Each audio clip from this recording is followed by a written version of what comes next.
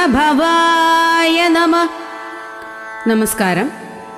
ഗുഹൻ എന്നാൽ അറയിൽ അഥവാ ഗുഹയിൽ വസിക്കുന്നവൻ.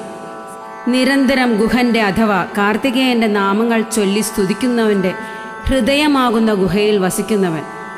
ഓംകാരത്തിൻ്റെ പൊരുൾ പറഞ്ഞു മനസ്സിലാക്കി കൊടുത്തതുകൊണ്ടും അഗസ്ത്യമുനിക്കും പരാശരമുനിയുടെ 6 പുത്രന്മാർക്കും ജ്ഞാനോപദേശം നൽകിയതുകൊണ്ടും കാർത്തികേയനെ പരമഗുരുവായി കണക്കാക്കപ്പെടുന്നു. നിരന്തര നാമജപത്തിലൂടെ മനസ്സിലെ വികാരങ്ങളെയും ആഗ്രഹങ്ങളെയും ഇല്ലാതാക്കാൻ സാധിക്കുന്നു. അങ്ങനെയാവുമ്പോൾ നിഷ്കാമ ഭക്തി ഉണ്ടാകുന്നു. അതിലൂടെ ഭഗവാനുമായി താതാത്മ്യം പ്രാപിക്കാൻ സാധിക്കുന്നു. അങ്ങനെ സച്ചിദാനന്ദം എന്ന അവസ്ഥയിലെത്താൻ സാധിക്കുന്നു. ഹൃദയമാകുന്ന ഗുഹയിൽ വസിച്ച് സച്ചിദാനന്ദത്തിലേക്ക് എത്തിക്കുന്നവൻ ഗുഹൻ. ജീവജാലങ്ങളുടെ ഉള്ളിൽ എപ്പോഴും ഉണ്ടാവുന്ന ജീവശക്തി, ആ ശക്തിയെ നിരന്തരമായ സാധനയിലൂടെ ഉണർത്തിയെടുക്കുന്നതിലൂടെ നിഷ്കാമ ഭക്തി ഉണ്ടാകുന്നു. തുടക്കമോ അവസാനമോ ഇല്ലാത്ത ശക്തിയും നിശബ്ദത പാലിക്കുക എന്ന മഹത്തായ ഉപദേശം നൽകിയ ദേവൻ, അതാണ് സ്കന്ദൻ. ആത്യന്തിക ഉപദേശം നൽകുന്ന പരമഗുരു, അതാണ് സുബ്രഹ്മണ്യൻ എന്ന സ്കന്ദൻ. നമുക്ക് സ്കന്ദധ്യാനം ശ്രവിക്കാം. ഓം ശബ്ദബ്രഹ്മസമുദ്രശ്ച സിദ്ധസാരസ്വതോ ഗുഹ സനത്കുമാരോ ഭഗവാൻ ഭോഗമോക്ഷഫലപ്രദഃ. അർത്ഥം: ശബ്ദബ്രഹ്മമെന്ന ജ്ഞാനത്തെക്കുറിച്ചുള്ള ആത്മീയ ജ്ഞാനം അതിവിപുലമായ അറിവുള്ളവനായ, അവയെക്കുറിച്ച് അതിവാചാലനായ ഗുഹനെ, സനത്കുമാരന്മാരുടെ ഭഗവാനും ഭോഗമോക്ഷങ്ങൾ നൽകുന്നവനുമായ ഭഗവാനെ നമസ്കാരം. ഓം ശബ്ദബ്രഹ്മസമുദ്രശ്ച സിദ്ധസാരസ്വതോ ഗുഹ സനത്കുമാരോ ഭഗവാൻ ഭോഗമോക്ഷഫലപ്രദഃ. ഓം ശബ്ദബ്രഹ്മസമുദ്രശ്ച സിദ്ധസാരസ്വതോ ഗുഹ സനത്കുമാരോ ഭഗവാൻ ഭോഗമോക്ഷഫലപ്രദഃ. ഓം ശബ്ദബ്രഹ്മസമുദ്രശ്ച സിദ്ധസാരസ്വതോ ഗുഹ സനത്കുമാരോ ഭഗവാൻ ഭോഗമോക്ഷഫലപ്രദഃ. ഓം ശബ്ദബ്രഹ്മസമുദ്രശ്ച സിദ്ധസാരസ്വതോ ഗുഹ സനത്കുമാരോ ഭഗവാൻ ഭോഗമോക്ഷഫലപ്രദഃ.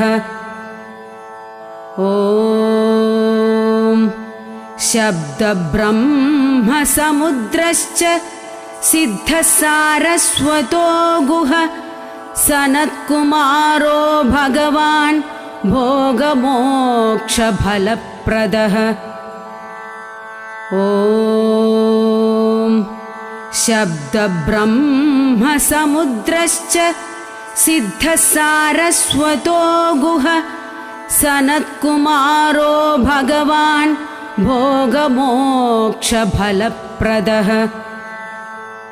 ഓം ശബ്ദബ്രഹ്മസമുദ്രശ്ച സിദ്ധസാരസ്വതോ ഗുഹ സനത്കുമാരോ ഭഗവാൻ ഭോഗമോക്ഷഫലപ്രദഃ.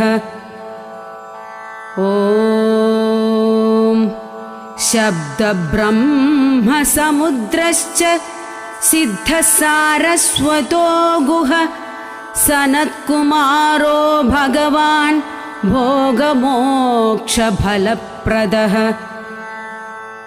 ഓം ശബ്ദബ്രഹ്മസമുദ്രശ്ച സിദ്ധസാരസ്വതോ ഗുഹ സനത്കുമാരോ ഭഗവാൻ ഭോഗമോക്ഷഫലപ്രദഃ.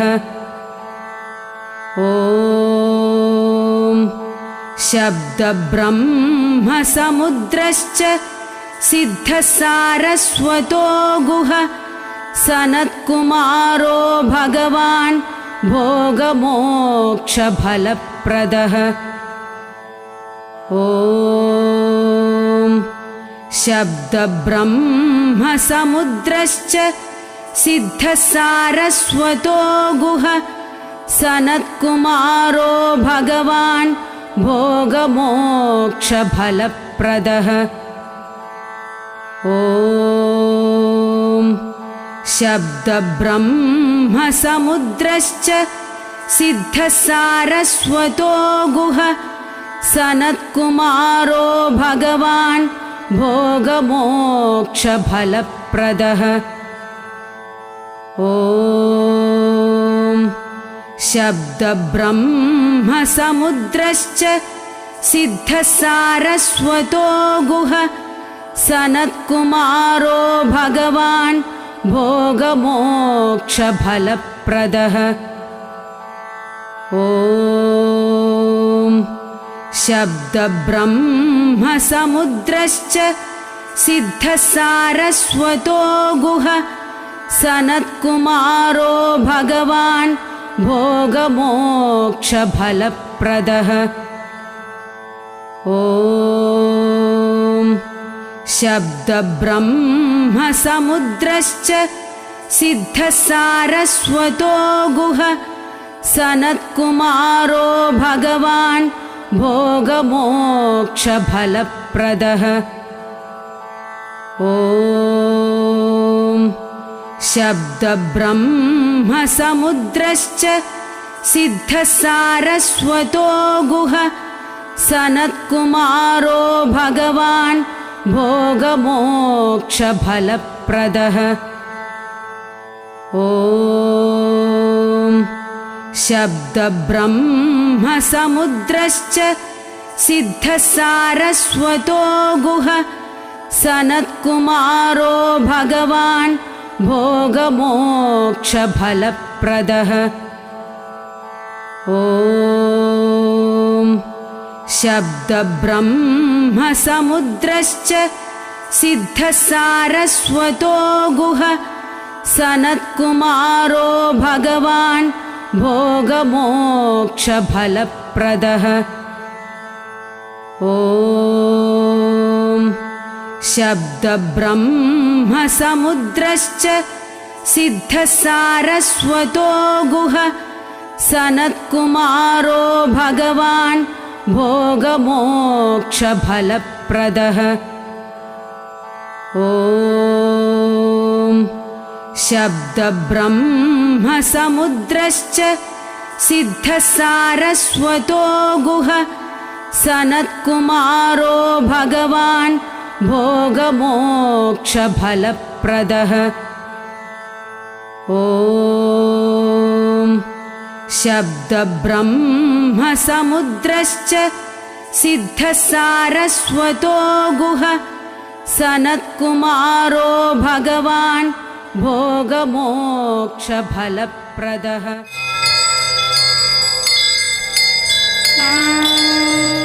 ॐ